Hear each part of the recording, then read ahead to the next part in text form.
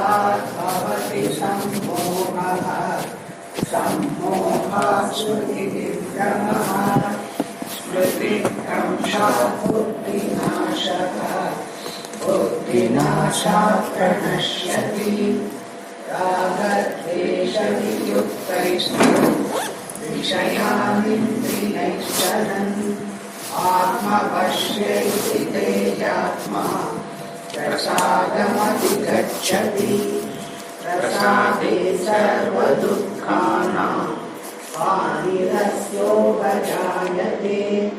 प्रसन्नचेतसो ह्याशु बुद्धिः पर्यवतिष्ठते नास्ति बुद्धिरयुक्तस्य न चायुक्तस्य भावना न चाभावयतः शान्तिः अशान्तस्य कुतः सुखम् इन्द्रियाणां हि चरलां यन्मनोनुविधीयते तदस्य हरति प्रज्ञां वायुर्नावमीमांससि तस्मात् यस्य महाबाहो निगृहीतानि सर्वशः इन्द्रियाणीन्द्रियार्थेभ्यः तस्य प्रज्ञा प्रतिष्ठिता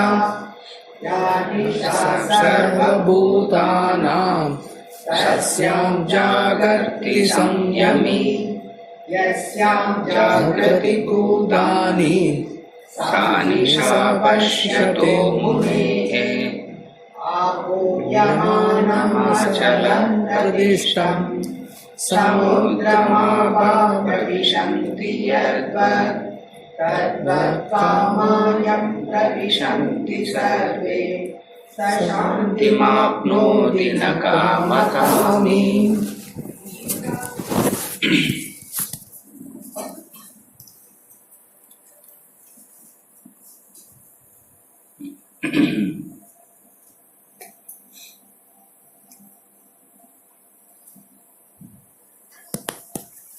Having explained the senses, having explained the importance of senses and controlling the senses,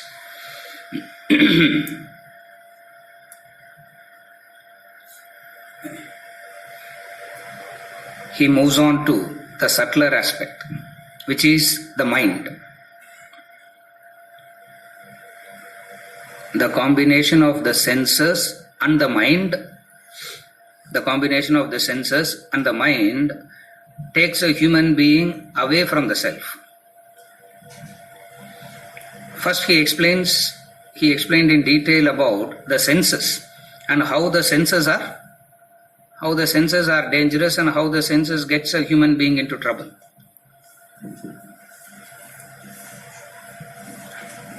Then he goes on to say, what is it that is driving the senses itself?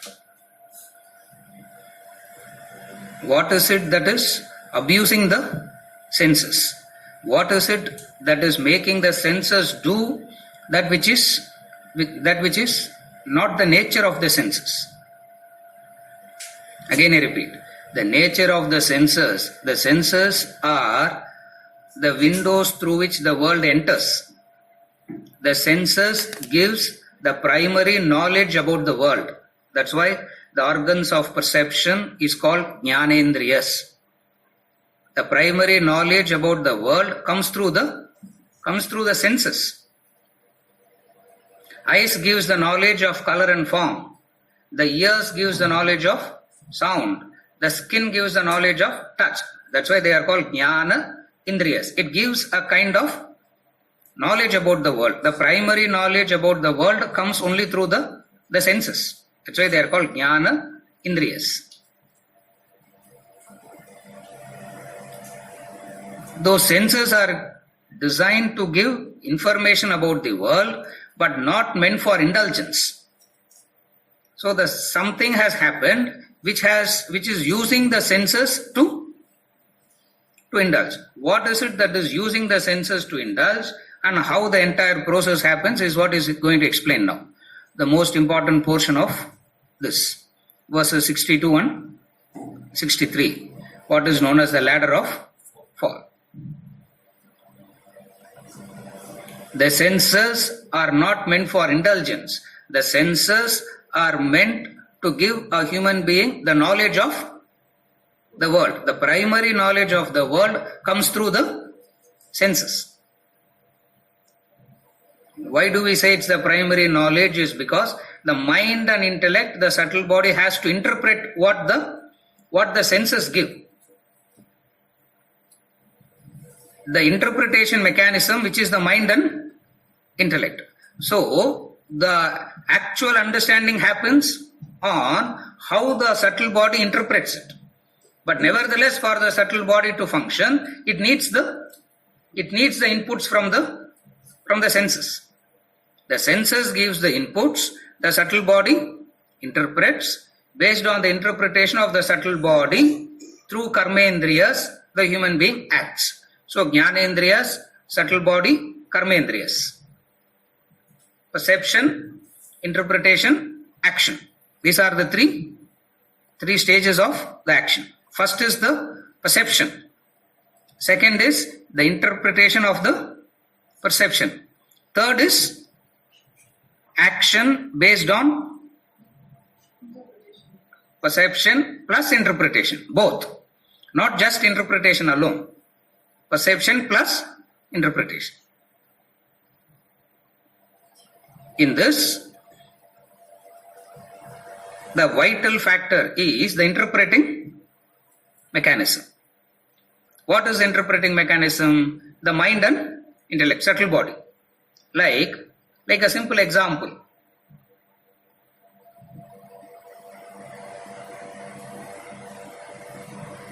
Someone says, you don't know anything. That's the perception. Someone says, you don't know anything. And my daughter also says, Abba, unakku onnum theriyaduppa. She is also saying, you don't know anything. The person on the roadside also says, you don't know anything. But then the interpreting mechanism interprets both differently. Linguistically, dictionary-wise, both are saying the same thing. If you take the dictionary and interpret, both are saying the same thing. What? You are a fool. When the mind interprets it, from my daughter, I feel very, very proud. Oh, no, how she is talking. See, same person on the roadside says, I get very. So the perception, the registration of perception plus the interpreting mechanism combined decides the way that I respond action. So, having explained about the importance of making sure that the perception mechanism, the stimuli receiving mechanism is attended to, which is what is known as sense control. Now he comes on to the real story. What is the real story? The interpreting mechanism. What is it that is going to interpret the stimuli that enters? Is the mind interpreting or the intellect interpreting? Now, stimuli by themselves are neutral in nature. Again I repeat, stimuli by themselves are neutral in nature. Stimuli doesn't do anything. It is the same for everyone. The entire affectation or disturbances is because of how interpretation happens. Stimuli is the same. Number two, stimuli is neutral by nature. The word fool is a stimuli. Now, whoever says it, meaning is the same. Your friend says it, you give a different meaning to it. Your daughter says it, you give a different meaning to it. The man on the roadside says it, you have a different meaning to it. Your maidservant says it, you give a different. But then, linguistically, it's all you follow the difference? Therefore, the senses take in the stimuli. Number two, the senses the stimuli are neutral by nature. It is how you interpret it makes the entire difference. Now, is it interpreted by the mind or is it interpreted by the intellect is the challenge. Most of the time, since intellect is not available, the interpretation mechanism happens through the mind. It happens through the mind. When the mind interprets, when the mind uses it, the material that the mind uses to interpret is two. The material that the mind uses to interpret anything is only two: likes and dislikes, attachments. For mind is essentially made of these two only. The mind is essentially made up of these two: likes and dislikes and attachments. So any interpretation done by the mind will necessarily have a flavor of likes and dislikes and attachments. A powerful knowledge, a powerful intellect can keep the likes and dislikes and attachments aside and can interpret it in a different way. Now, by understanding the consequences of the interpretation, you know what is good, what is bad. What happens, what are the consequences of interpretation happening through the mind? What are the consequences of interpretation happening through the intellect? The consequences, understanding the consequences, you know what is good, what is harmful, what is beneficial, what is detrimental. How the mind interprets? The mind interprets using the material of likes and dislikes and attachment.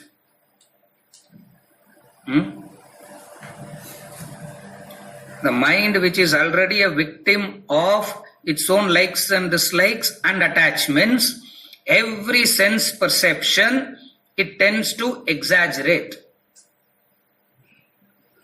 It tends to exaggerate. That's why some time back I explained what is this, how mind exaggerates. And now you can connect it and understand what is it that is the sense perception, which is the neutral mechanism. The mind, which is a victim of its likes and dislikes and attachment, exaggerates.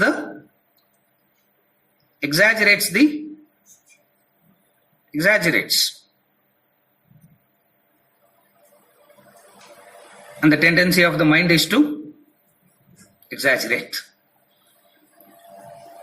It has to exaggerate, or mind can understand only through exaggeration. That's why everything has to be, it has to be an exaggerated example has to be given, an exaggerated story has to be, everything has to be, even the vocabulary that we use has to be so exaggerated in nature. For mind functions, understands through exaggeration. There is the intellect that says, cut the exaggeration and understand the reality. Clip the exaggeration and understand the reality. What is exaggeration? Everything it exaggerates. What it doesn't exaggerate? It exaggerates everything. Joy it exaggerates, sorrow it exaggerates, success it exaggerates, failure it exaggerates. 2 continuous success, 3 continuous success, the man believes that he has learnt it now. So from now on, whatever he touches will turn into success only. 3 failures, continuous 2-3 failures, he believes that that's it. Even gods can't help him. All of them, sir. Life is finished. Nothing can. Now, exaggeration. Joy it exaggerates. Sorrow it exaggerates. Pain it exaggerates. Pleasure it exaggerates. That's why when someone is laughing too much, the elderly person in the family will say, "Konjam, slow.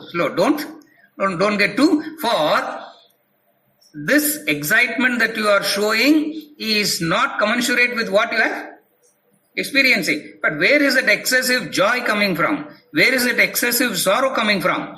From the mind's exaggeration. You follow? That's why now, what is the mechanism that the mind is using to exaggerate? Its likes are fed, it gets excited. Dislikes, it gets agitated. Something pleasurable, pleasant happens to the attachment, very. Something unpleasant happens.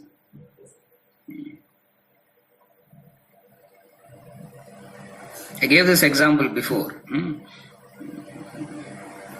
Most of the time, the parents bring the children for counseling.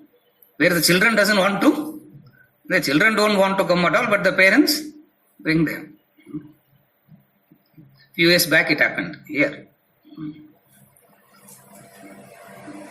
Since I know the boy from childhood, he was in 10th class. He came home along with the father and mother. I asked him, why did you come? I didn't want to come, uncle. Parents brought me, he said. Damal, he said the truth. And they didn't know what to. They didn't know what to do. I asked, instead of saying anything, straight I looked at that boy and asked, why?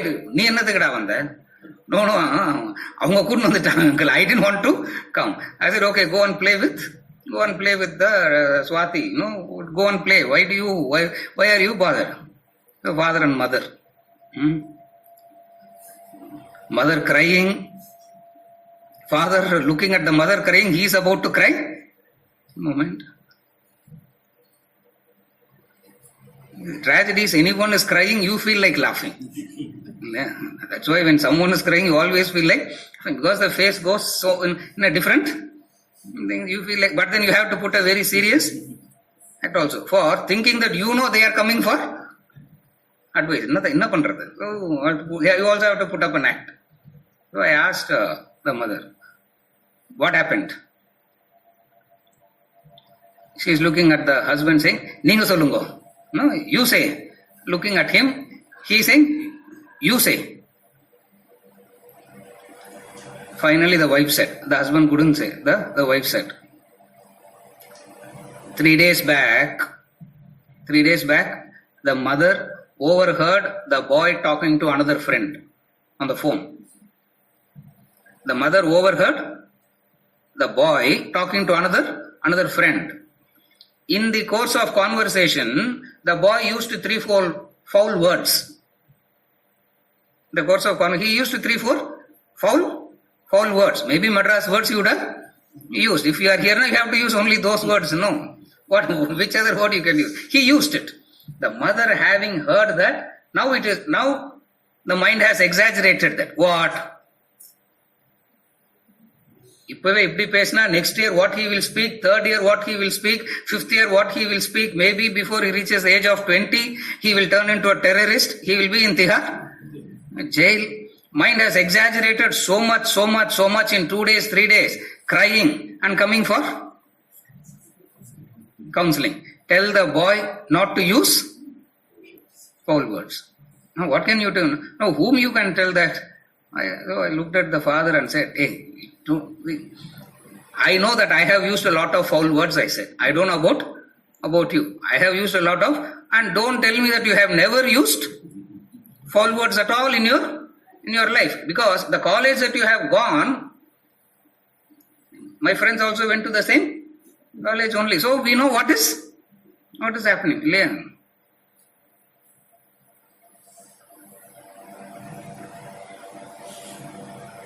I looked at the mother and said, I know you went to Stella Maris and I know the girls of the Stella Maris also. What they speak. What makes you to? Why is it that you believe that your child is going to be destroyed? First of all, you should not overheard what they are talking only. That itself is a mistake. Why do you even have to overhear what they are? Okay. Are you able to understand? The mind has exaggerated. You can't tell the person it's okay for the boy to talk foul words. You can't give that as an advice, because if you say that as an advice, na, they will go back thinking, அவரோட இவங்க டேஞ்சரா இருக்கிறாங்க. At the same time, you can't call the boy and say, why are you using it? Nor you can tell the boy, use it outside the house, don't use inside the house.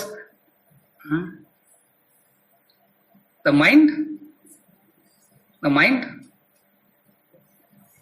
mind exaggerates everything. For it necessarily functions only through exaggeration. In the cases of other species, nature interferes and cuts that exaggeration. There is no problem. Like the mother buffalo will try to save the little one from the pack of lions. The pack of lions is hunting the little one. The mother lion will try to, the mother buffalo will try to save, will try to fight it out. At some point of time, when it is lost, it turns back and starts grazing as though they are eating. You know that, no? You have seen that, no? From 15 feet distance, they'll be watching it and start grazing. Now, at what point of time it is interfering and disconnecting, we do not know, we cannot understand, but there is a disconnect. The case of a human being, the mind goes on spiraling, the mind goes on exaggerating. It never. What is going to stop the mind from doing this? The natural protection, the knowledge, the intellect. How the entire thing starts is 62 and 63. How the whole thing starts and how you build it up all by yourself. A time comes where you are swept by your own exaggeration. How does the whole thing start? How it is maintained till the human being destroys himself.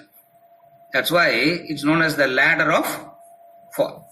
Follow? Very important verses. 62 and 63, where it talks about the ladder of fall in relation to how the mind, on receiving the stimuli from the external world, starts exaggerating and becomes a victim.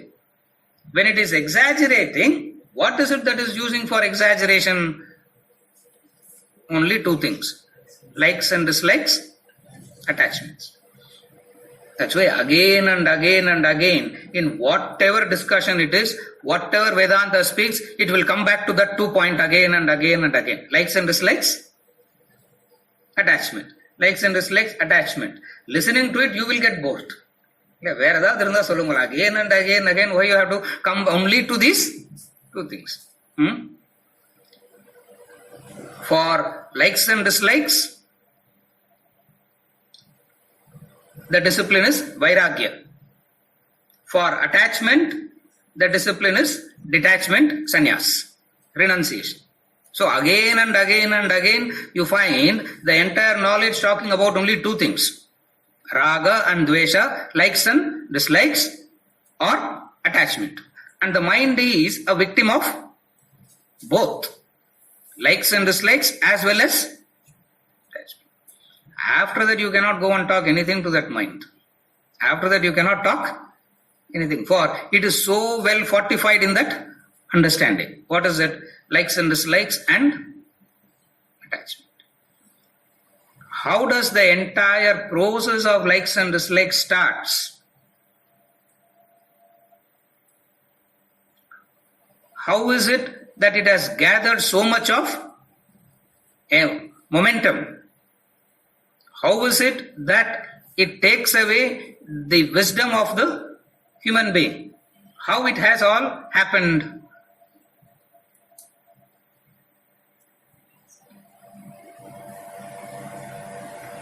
Extraordinary presentation, flowchart. This ladder of fall. This ladder of fall. So important is these two verses. And I remember in whatever context it is, every few weeks we keep talking on this ladder of war. And what is this? 62 and 63 combined. To understand it very simply, make like a flow chart. It becomes easy.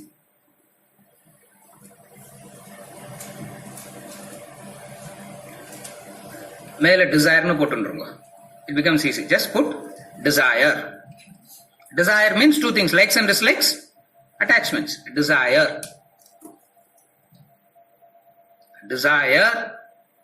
Every desire, all desire has three possibilities that goes along with it always. Three things: fulfillment, unfulfillment, interruption. Again, desire, and then put three possibilities: fulfillment, unfulfillment, interruption. Ladder of fall, he says, how the desire starts and what happens to all the three, finally leading only to destruction. Having explained it here, in rest of the context, he will not include all the steps in between. Direct, he will say, desires means destruction. Like mathematics. Desires equals destruction. For if you make the chart, you can understand how it works. So, first thing is desires. How does the desire start? What is the starting point of the desire? He says, dhyayataha. Thinking. It's not thinking, the actual word is musing. And the actual word is lingering. A perception enters, the mind starts musing on it. Dhyayato vishayan pumsaha. Dhyayataha, the musing develops into a sangha, attachment. From attachment from sangha arises kama. Kama means desire. He talks about one modification. You need to understand all the three. From desire arises anger. From kama arises krodha. Meaning, one possibility of having the desire is fulfillment. Another possibility is unfulfillment. The third possibility he talks about is interruption. The desires can be intercepted. Now, he is taking only one. He is taking one and analyzing. You need to understand it with all the three. Then it becomes a complete understanding. For the later part of it is the same. Delusion is the same. Buddhi nashat is the same. Destruction is the same. Whatsoever the modifications are. That's why if you put the chart, you can trace it.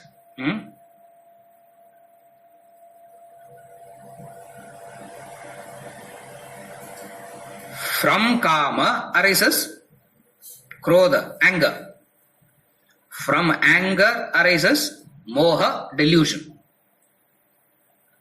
From delusion arises confusion of memory.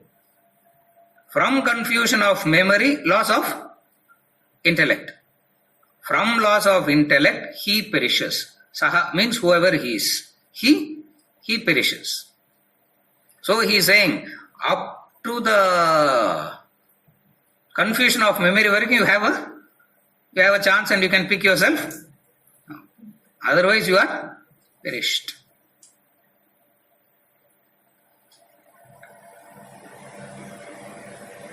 How desire starts? By musing. Musing means your mind, your thoughts keeps going all by itself. Why it is called musing is because the thoughts go all by itself and it makes you a kind of unconscious for that period of time.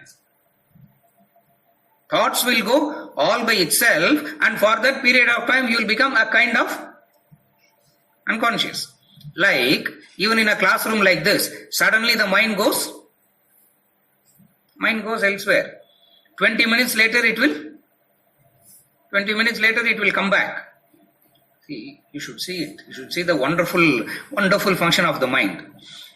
It heard one word 20 minutes back, and it will hear another word now, and it can perfectly connect both.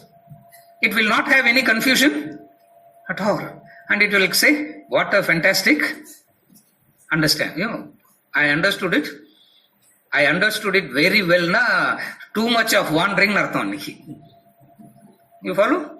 For this experience, it perfectly connects. It will not say, I heard that word in some other thing, now I am hearing another word, something is missed in between. It will never have this confusion at all. You follow?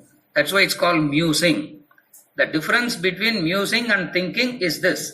In musing, you become a kind of unconscious. For you live in that imaginary plane for a while. In fact, most of the time the human beings live life like that only. Understand it like this. The first few days when you are learning to drive the car, how alert that person, the way he will hold the steering itself, looks like the entire weight of the car is on his shoulders. At least I remember I held the steering. Leave it. You are not carrying the entire car on your shoulder. So the first few days you hold the steering itself. So right. By and by, you move the car out. Even 100 feet wide road appears like a very narrow lane, and every vehicle that is coming in the front looks like is going to hit you only. By and by, what happens? A kind of efficiency comes. Carefully follow. A kind of efficiency comes. A kind of mechanical pattern comes in. See, all human efficiency minus intellect is only mechanical by nature. A kind of mechanical thing comes in. And then what happens? You can start the car at home. You can reach here, and the entire period you can be entirely unconscious. You can be unconsciously driving. You will reach perfectly. You will not meet with any accident. You will not meet with anything. But the mind, this is called musing. You follow? This is called musing. The teller in the bank counts cash. He is counting cash. Like, with what dexterity he counts. And if someone gives me a bundle, it's always either 99 or 101. It never reaches 100. It's all the time either. Ponoti count panna 99, ipo count panna 100. Gets very. And that man he's talking to you, drinking tea, looking at the news, discussing RK Nagar election, and still counting the bundles. So, not that he is efficient, musing. You follow? Musing. As mechanically something happens, the mind starts musing. This is where the starting point of desire is. This musing develops attachment for them. What is attachment? What is attachment? A kind of wanting. A kind of wanting develops.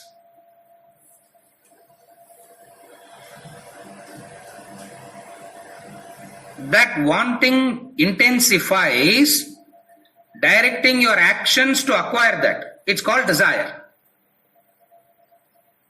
Follow? From musing to attachment to to desire. Once it comes to the point of desire, the desire will drive actions to acquire that. The moment the desire comes, start the flowchart from the desire. For you already have desire, it becomes that much easier to follow. But then before the desire itself, there are 3 steps. Musing, Sangha, and then the actual Kama, the desire. The moment desire comes, 3 things. Fulfillment, unfulfillment, interruption. What happens if the desire remains unfulfilled?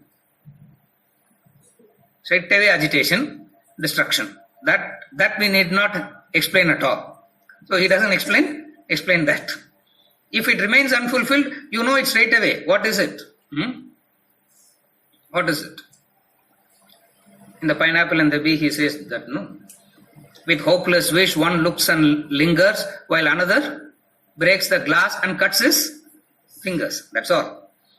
Unfulfillment will drive a person to do either with hopeless wish, one looks and lingers, or breaks the glass and cuts his finger. That is what unfulfillment does. So he will do anything he will take any risk, he will break any rule, he is ready to do anything to get the desire fulfilled. That action, not knowing the consequences of all that, he plunges into an action which destroys himself. You follow? One line. What happens if the desire is fulfilled? It's not that it doesn't remain fulfilled. There are desires which has been fulfilled also.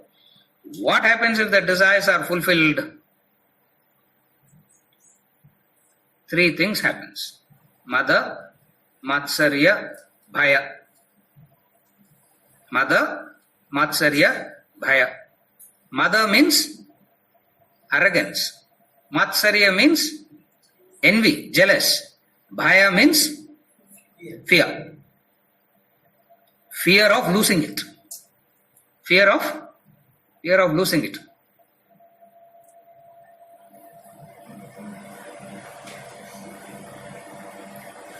Not having wealth is one kind of problem. Now having it is another kind of problem. The man who doesn't have it will say, and the problem is better. The person who has it, he says, leave everything and that's why the beggar wants to be the king. The king wants to renounce everything and go back to the beggarly state. You follow? For you have it is one kind of problem. Not having it is another kind. What happens if desires are fulfilled? 3 things. Mada, Matsarya, Bhaya. Most of the time it is the Bhaya. It is the more than the Mada and Matsarya, which also has a very significant role, but predominantly it is always the fear, the Bhaya. It is that Bhaya that develops clinging attachment. Fear of losing it. That's why the clinging attachment is because of the fear of losing it. If it is lost, what will happen to me? It's always about what will happen to me or what will happen to those who I call as mine. You follow? Bhaya. Now, what happens if desire is interrupted?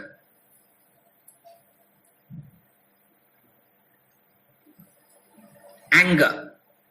Anger at the interruption. And anger develops into the attitude of destroying that interruption. That's why anger subsides after destroying something. Anger makes you violent. For anger subsides only after you destroy something. Either you have to crush a piece of paper, or you hear bad news over the phone, you bang the bang the phone or bang the door or the plate. Nice. If nothing is possible, they will bang their head against the. There are people who do that also. They go and bang their head against the wall, but nevertheless, anger subsides only after you destroy something. That's what he starts by saying. From anger arises moha, delusion. Delusion. In that deluded state, in that conditioned state, confusion of memory. What is confusion of memory?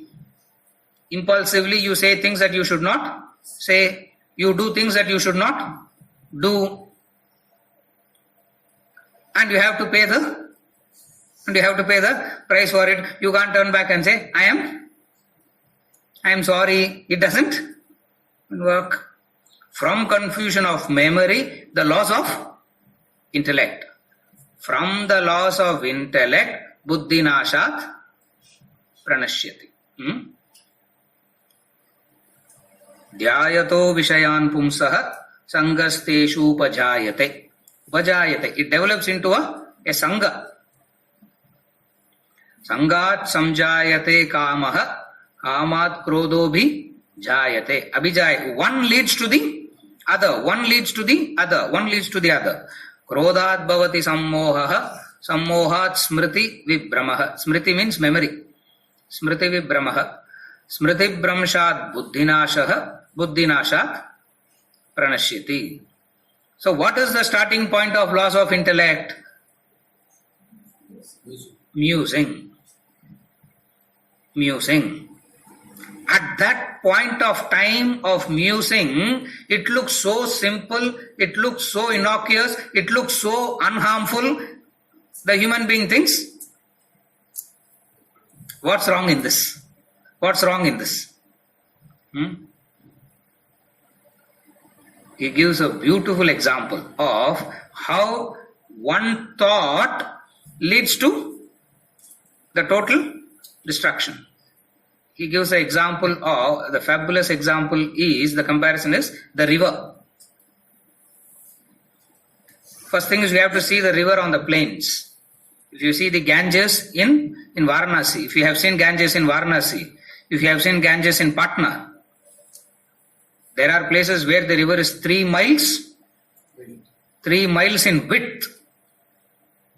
Can you imagine that river 3 miles in width flowing with full force?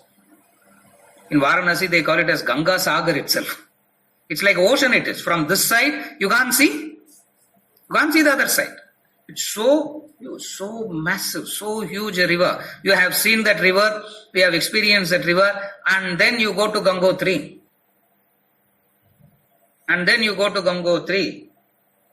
And say, where is Ganges? Where is the source of Ganges? From where did how does that mighty river gathered its force from?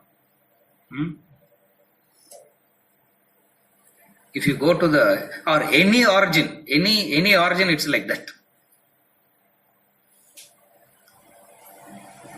When I was living in Mysore, I never knew that we had so many relatives. We were living in Chennai, no one used to visit. The moment we shifted to Mysore, every month or every second month, somebody or the other will keep coming. After a few months only, we realized they are coming to sightseeing. Yeah, sightseeing, free boarding and lodging. Suddenly we realized, I asked my father, he said, keep quiet. No, they are coming, you should entertain them. So, yeah. These are boring places it is. The Mysore Palace, the temple. Again, how many times to see the same thing? So twice, thrice, and that's it. After that, he said, take the bus, go and come back, or I'll come and how many times to? So, but then there are some old uncle, and somebody will come and they will say, oh, I have come here, we'll go to Talakaveri. They want to see the source of, because it's there. It's about 200 kilometers from there. You go there. I still remember that couple that I took. We took them. She was also there. We all went. We drove down. We went. Parked the car in Bagman, where you have to park the car, and then you have to climb up. We went up. Where is the source of Kaveri? Where is Kaveri? Where is Kaveri? They show one. Who has seen that? You have seen that, no? They will show one square tank. This is the source. These people have seen Kaveri only in Srirangam here. With that huge thing, you go there, இதுக்கா இவ்வளவு தூரம் வந்தோம். இது பார்க்கறதுக்கு, what do you think? Kaveri will be so big in the mountains also or what? We have gone to the source of the river, you understand how the whole thing starts with a trickle. How the whole thing starts with a trickle, a few trickles joins, a stream, the few streams join, thicker, a thicker, a thicker. By the time the river hits the plains, it's a mighty river. The force with which the Ganges comes in Haridwar, force, by the time it hits the plains. Very difficult to believe that this mighty force, the starting point of this mighty force is a trickle. That mighty force is the exaggeration of the mind. Carefully follow. That mighty force that everyone is experiencing, where they feel that it is so difficult to conquer, so much to do, it's impossible to do. Pesaradallam rombo easy, sir, but if you go through it only, you will. All that mighty force, from where did it gather this mighty force? Thoughts. Simply depositing more and more and more thoughts makes it mightier. You follow? It develops into a kama, desire. What is the nature of desire? The nature of desire is this: a hope for happiness. The nature of desire is this: a hope for happiness. A hope for happiness driving acquisition versus you are happy now with what you have and still acquiring. There is a difference between the two. You follow? A hope of happiness driving acquisition versus you are happy, you are contented, and that contentment driving. Now, if you are contented, why will that man even want to acquire? But since he is acting, acquisition keeps coming. Not that he is acquiring. Acquisition comes because he is acting. Action will give a phala, the fruit. You follow what I am saying? What is that vega of the mind, the kama, the exaggeration, the first exaggeration? What is the first exaggeration? Without that, I am unhappy. Once I get that, I'll be happy. That's all kama is. That's all desire is. Without that, I am unhappy. If I get it, I'll be happy. The intellect says, this is what intellect is. The intellect says, go to that point before you started musing. Follow the knowledge now. This is the intellect. Go to that point before you started musing. What was your state? What was your state in relation to that object? What was your state? Neutral. Normal, neutral, fulfilled, contented, happy. So, the first musing is moving away from the natural state of contentment. Follow? That's what intellect does. That's what knowledge is all about. Go to that point before you started musing. Go to that point. It's not that you are unhappy in relation to that particular object. Desire is always in relation to a particular object, to a particular being. Are you able to follow? It's always towards a particular object or towards a particular being. Now go back and analyze your point before the musing started. It's not that you are unhappy. In relation to that object, you were.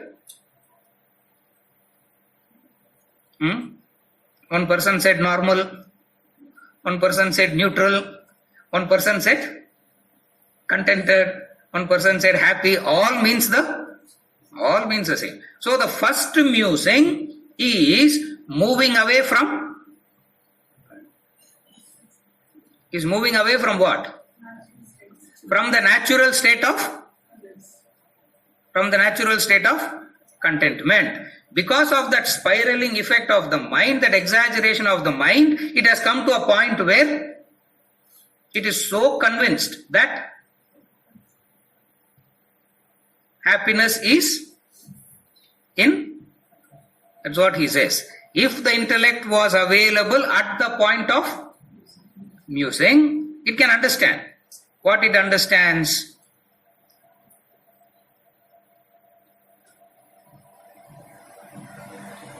You want it for whatever reasons, take it. But not out of a discontentment. For contentment is the natural state in relation to that particular object or in relation to that particular being.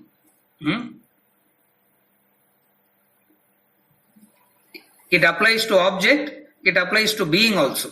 In average, the human being, the man or the woman, they will have a child, average I'm talking about, at the age of 25, 26, 30, I don't know, whatever be that age. It's not that not having a child, they were living a miserable life for 25 years. It's not that they're leading a miserable life for 25 years and the child has come, brought in all the happiness and cheer. Something has happened in between, as a result of which the entire life is circled around what? Circled around that. Right. The knowledge is not saying child is not unpleasant, unwelcome visitor. But the entire focus, the entire thinking that happiness has come only after. That's why they say when they exchange love, the partners, or when they are in love with each other, they tell each other the same thing. After meeting you only, life. Not that you were agitated before, not that you were disturbed before. One day, so long back, some conversation, I told this to Ranjini. She was stunned. For 3 days, she didn't even talk to me after that. And then I stopped doing all this analysis.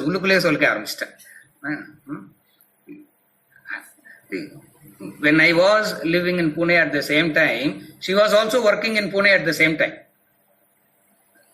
When I was living, she was also, I said, see, so many times we would have crossed in the same local. So many times we would have crossed in the same local and we would have seen, but nothing happened, nothing registered. Now something has happened, come to the point where, from now only life has found its meaning.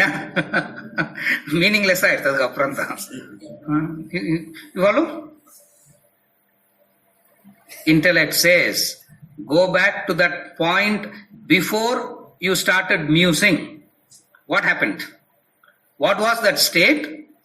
That's why desire is always a hope for happiness. For you moved away from that. You moved away from that natural state of contentment and started believing, started exaggerating that happiness is in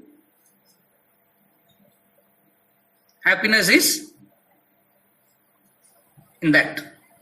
That is the state of kama, desire. The moment that point of kama desire comes, along with it comes a series of problems, and all leading to destruction. It doesn't matter whatever desire is. The ultimate result of a desire is destruction. What is the destruction philosophically? What does destruction means philosophically?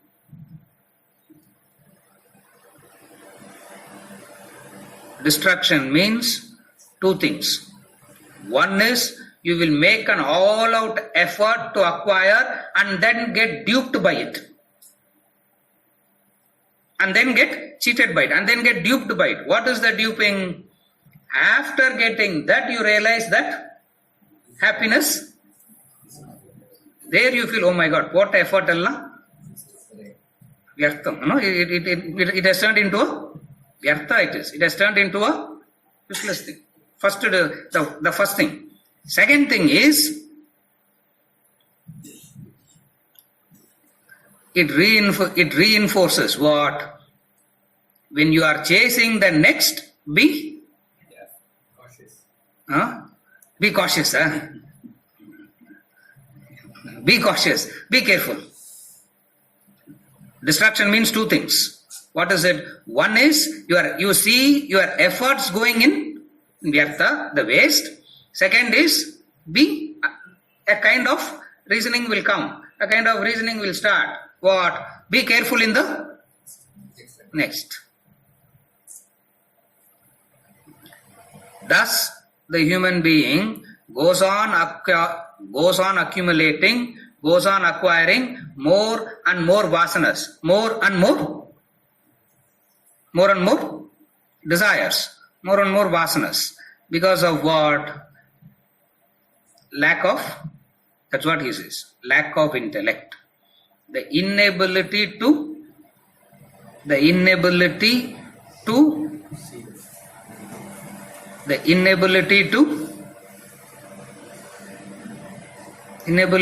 reason rightly. That's all it is. The inability to reason rightly. For the mind has already exaggerated. Now if you have to bring the exaggerations of your mind down, you need to know how to reason. You need to know how to reason rightly. This ability to reason rightly is what is known as buddhi, the intellect. Here the tragedy is, everyone believes that their reasoning is right already. What is there to? Learning how to reason rightly, sir. For our reasoning is right. For our reasoning is right already. Maybe your reasoning is, maybe unga reasoning da sariya le tavara, our reasoning is right already. That's why you find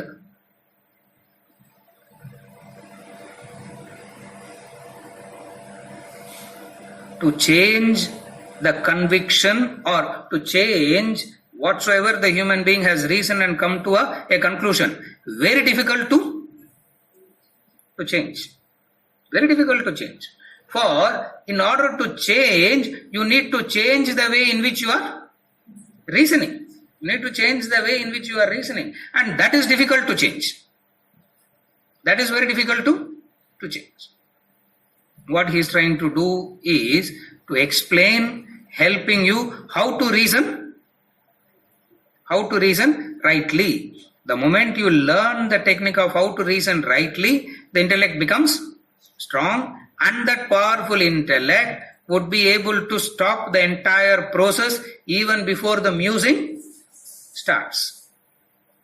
It's not that musing starts, you can't do anything. You can do something. At any point of time, you can do something and pick yourself up. It's not that there is a point where you have to give up and say, it's finished. You can't do anything anymore. That point doesn't exist at all. If you have to work backwards, if you have to change, what you need to change? You need to change the way in which you are reasoning. That's why all knowledge The entire knowledge is reasoning. Again and again and again, it is only reasoning. For intellect gets strengthened by the right reasoning. They understand it like this. It's very simple. A human being has a fundamental necessity to reason. He has to reason all the time. To buy something, he has a reason. To sell also has a reason. To marry, he has a reason. To divorce, he has a reason. To live, he has a reason. To die also, he has a reason. There are people who gives a list of reasons and then they commit suicide, no? Even there are people in the name of religion, they say don't think, don't reason. Even to them you have to give 10 reasons. And then, therefore, don't reason. What are you doing? Are you able to follow? Therefore, don't think. Therefore, don't reason. You are reasoning. So, even when you are unreasonable also, it will be backed by some reason. You talk to the child has a reason. You talk to an intoxicated, drunkard man, he also has a reason. You talk to an insane man, he also has. So, the basic fundamental thing of the human being is to reason. For the reasoning turns into a conviction, and conviction brings a free flow of action.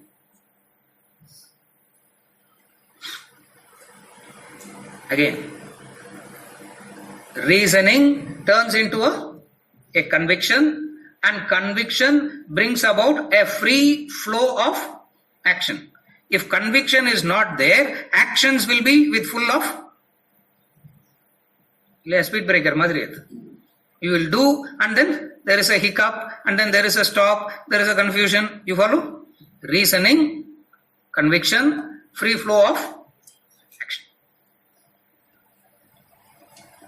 If you have to change the way in which you are acting, you have to change your conviction. If you have to change your convictions, you have to change the way in which you are reasoning. Follow? This reasoning strengthens the right way of reasoning strengthens the intellect. He says, Buddhinashat pranashit. Since you do not know the right way of reasoning, the mind has started exaggerating, and you have become a victim of that exaggeration. You have become a victim of that exaggeration. So, by developing the right reasoning, at this point only it is very difficult to explain what is right. What is right reasoning? What is right reasoning? Very difficult.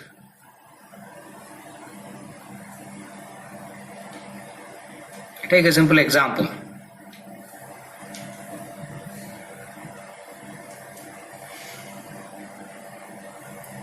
Wealth. Take a simple example, wealth. Is wealth important or not? You can neither say yes, you can neither say no. For answer is yes and no. That's why you need that clarity. You follow? Is family important or not? You can't say yes completely, neither you can say no completely. Are you able to follow? Take the simple example, wealth. One man says wealth is the important factor of life and chases it. Another man says all danger is because of wealth and he runs away from wealth. Vedanta says, the right reasoning says both are wrong. So, yes under some, no under some. Now, what is that yes under some? What is that no under some? To whatever extent you have understood, to whatever extent you have reasoned rightly and understood, to that extent you will have a clarity, as a result of which you will not be a victim of wealth. Able to follow? As a result, you will not be a victim of wealth. Yes for what and no for what? Yes. If you have wealth, you can buy an exercise machine. If you have wealth, you can buy an exercise machine. That's all you can do.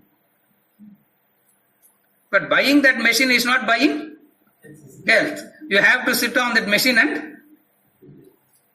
So, with wealth, what you can buy, with wealth, what you cannot buy. You have wealth, you can hire people.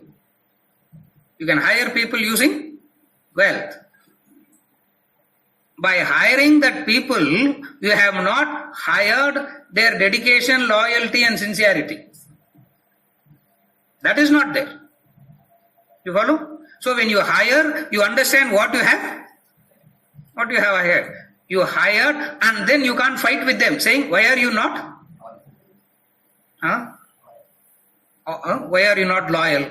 That's what everyone they call. No, teach them loyalty, teach them dedication, teach them sincerity. How can you teach them? All that. For you have wealth, you can hire people. What you can't hire in them? You can't hire? You can't hire loyalty. You can't hire dedication. You can't say, I am paying you, no. For which they will turn back and say, I am working. For what you are paying, I am working. But you have to do it dedicatedly. Extra payment for dedication. Extra payment for loyalty. So you understand. You hire people, but you can't hire this. You follow? If you have wealth, you can buy objects and exchange gifts. If you have wealth, you can buy objects and exchange gifts. Exchanging gift is not exchanging love. You can exchange gifts, but exchanging gifts is not exchanging love. So you understand, with wealth, you can buy object and exchange objects. But then, gifting doesn't imply loving. Someone is gifting you or you are gifting someone. Doesn't mean there is. You follow? With wealth, you can buy the books and keep. Education cannot be bought. Wisdom cannot be. Therefore, you have an understanding. Wealth is useful. Yes. For what? To buy machine, to hire people, to buy objects, to buy books. But what you can't get with wealth, you know exactly. The right reasoning will give the right position of wealth in life. So you understand what is the right position of wealth in life, as a result of which there is neither an exaggerated value, a black market value of wanting it or running away from it. You follow? You understand the right position of wealth in life as a result of this right understanding, which is because of the right reasoning. There will not be a black market value, exaggerated value for wealth. What is exaggerated value for wealth? Running behind it or running away from it. This is a Janaka. This is Janaka. With everything, he was unaffected. We turn back and ask, how are you being unaffected like this? He says, right reasoning. We will turn back going, or no secret formula he is hiding.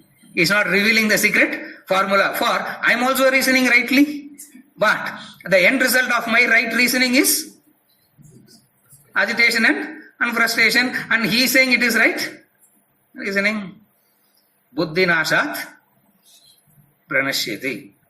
The buddhi, the intellect, is that which functions through right reasoning. What is right reasoning?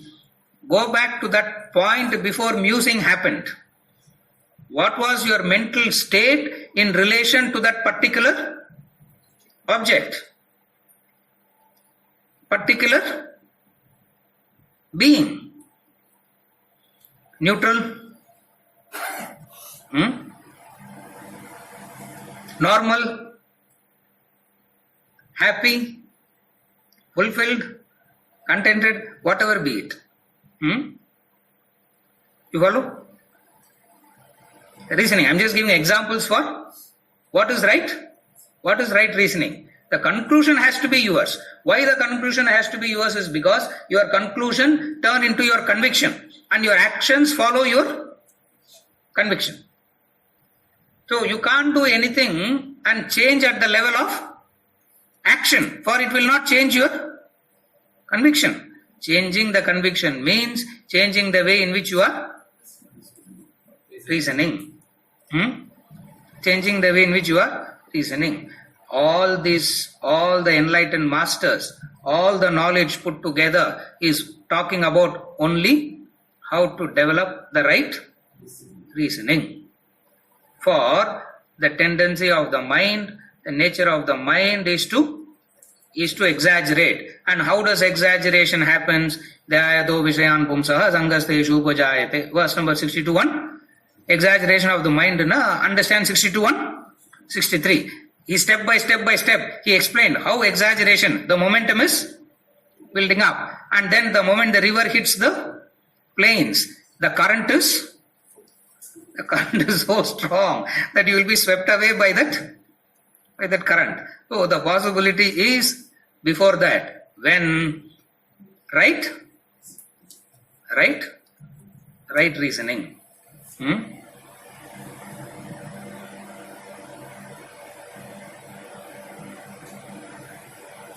You know, on an average, all your more or less the reasoning skills stops at the age of 15-20. After that, it is only a repetition of what is that? Stops. Intelligence you can go on acquiring till the last day of your life. You can go on acquiring intelligence, but your convictions are set at that age. A simple example. You can never convince a 40-year-old man to take up to terrorism. You know that, no? You can never give a discourse to a 40-year-old man and convince him to take up terrorism. Maybe you can tell him, I will take care of your family. You go now, he might go. You follow? But you can never convince him. That's why they pick them up at a very young age. At a very young age. What kind of reasoning you are developing? To what kind of reasoning the human being exposes the next generation to also is very important. For the conviction sets at that time. Vulnerability, that's all. That is the period where the human being is the most vulnerable. When you are vulnerable, carefully follow. Success, business is doing well, children are also doing well, your health is also okay, no problems from the apartment's welfare association also. That man will never think of going to a horoscope man, no? When will he think of going to a horoscope man? When? When there is a vulnerability. When something goes wrong, which is disturbing him, agitate him, that vulnerability is that which makes a human being seek all the wrong things. When you are vulnerable, the fellow sitting on the roadside with a parrot will give you some correct, no? That is under normal circumstances you will not go to that man. When will you go? When will you go? Only when you are correct. Vulnerability is because of what? The exaggeration of the mind, victim of likes and dislikes and attachment. a human being who is a victim of this is all the time. So at that point of time, anyone can take you for a. Right. How many people suffer, and they will continue to suffer, but they will not do, and they will not make an effort to learn what is right reasoning. Sir, இதெல்லாம் வேலைக்கு ஆகாது sir. Reasoning எல்லாம் அப்புறம் பார்க்கலாம். What to do now? Nothing can be done now. See, if you are vulnerable, you know that syndrome. They will fall in love with the hijackers. Someone has kidnapped you and they will fall in love with the kidnapper. It's true. So many times it has happened. Someone has kidnapped you and you holding you as a hostage at gunpoint, and they will fall in love with that man. See, sitting here in that safe and secure environment, we can never understand that. But the truth is, it's possible. 2 minutes extra I'll take, we'll finish this. And அடுத்த வாரம் I'll forget. And then people say, last week என்னவோ சொன்னேலே, அது போன வாரத்தோட மறந்துடுது வேணும். Don't come prepared எல்லாம். What do we do? This Kannada actor Rajkumar was abducted by என்ன வீரப்பன் சொல்லும் போதே என்ன சந்தோஷம். வீரப்பன் இன்டெலெக்ட்னு வருது இல்லையா? வீரப்பன்னா கம்ஸ். இன்டெலெக்ட்னு இவ்வளவு வீரியமா சொல்லுங்க, வீரப்பனை சொல்லக்கூடாது. So he was abducted by, and he kept him as a hostage for 120 days. More than 100 days he was kept. You should see the interviews he gave after he got released. You can see him fallen in love with that man. He's saying, it's a society that is the problem. We should be sympathetic to him. He is killing the police officers, doing all the wrong things, and this man is fallen in love. He's so convinced that what he's doing is right, and we have to be sympathetic to him. Police came and asked him, you have lived with him for 120 days, so more or less you will know where he is moving around. Help us to find him. You know what he said? He refused. No, I can't be unfaithful to him. What kind of reasoning is that? You follow? What would have happened? See, first 1 week or 10 days of his hostage life, he would have been petrified. He would have been terrified, not knowing what that man is going to do to him. Maybe he will chop her. Maybe the thumb will be chopped. Maybe the eyes will be plucked out. He doesn't know what will happen. So by and by, 7 days, 10 days, he would have come to know that he's not going to harm him. And then what to do? He's not a Buddha, not to sit in meditation. You have to have a conversation. What to do? You would have started a conversation with him. When you meet him,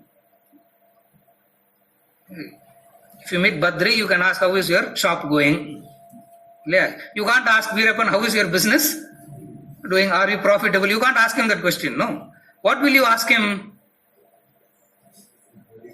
What will you ask him? Why are you foolishly? You should not ask him that question, but Rajkumar would have asked him that question, and for the next 100 days, bombarded with that reasoning of why he is doing whatsoever he is doing, came back fully convinced. What? Poor thing. We should be sympathetic to him. Same man, after 1 year, he will not say it. What makes him to yield to that? What made him to fall for that? Vulnerability. Vulnerable, that's all. Lack of intellect makes you vulnerable, and you will fall for anything in life after that. That's why the man with the parrot can decide what you should do, what you should not do. That man himself is battling for his next meal. He is telling you, you will become the Roman emperor, you will become this, you will become that, and then you are bargaining with him. He says, give me 50 rupees. You will say, I have only 20 rupees. What? He is saying you are becoming an emperor and emperor is bargaining for 20 rupees. But he is so convinced. Lack of that vulnerability makes a human being, the lack of intellect is what makes him vulnerable. Knowledge says by having a strong intellect, you will avoid being vulnerable. Avoid that. How to avoid that? Develop right reasoning. Develop right reasoning. The moment you have developed right reasoning, you will no more vulnerable. You follow? That's why the entire knowledge is always about reasoning rightly, reasoning rightly, reasoning rightly. And I gave an example of how to reason in relation to wealth. Similarly, you sit and do your own things for whatever it is, you sit and do your own analysis. But nevertheless, you need to follow. What is it? Is wealth important or not? You can never. Arjuna kept on asking, say yes or no. The wise one will never say yes or no. He will say yes and no. That's why you will get very irritated. That's why you will get very irritated sitting with a wise man to going to him for you have a problem, you go to him seeking clarity and he is confusing you. You are confusing me, Krishna, he says in the Gita. You are confusing me with your perplexing words. You are confusing me. Tell me clearly, exactly. If you can't tell me clearly, now go back, work, get clarity and come back and tell me with clarity. What? Yes or no? The answer is yes and no. Now you will not know what to do.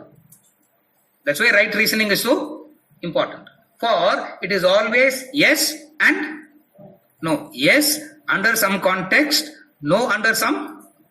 Yes for something, no for something. You need to know both, which right reasoning will help you to understand, and this understanding brings a powerful intellect. Since a human being has not done that, he has become a victim. Victim of what? Kama, desire. And desire is nothing but an exaggerated expressions of the mind. That's why desires are all exaggerations. Emotions which comes out of a desires by nature are all exaggerations. That's why the wise one will have no value for the words of praise nor for the words of abuse. For both are exaggerated expressions. Both are exaggerated expressions.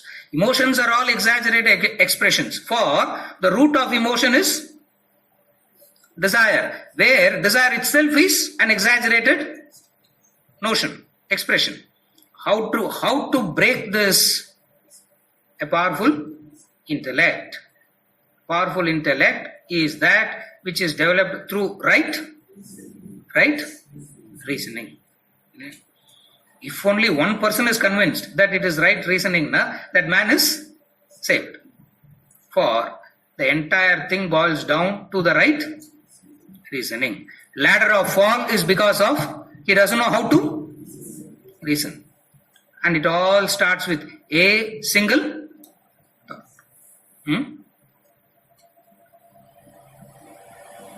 One word. Right reasoning, not reasoning. You have to reason rightly. For everyone is reasoning already.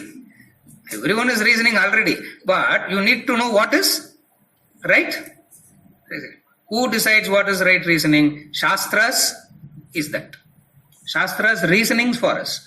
The enlightened man is sitting and reasoning for us. So we take that as the standard for right reasoning, and by using that we develop this right reasoning. Our intellect is strengthened.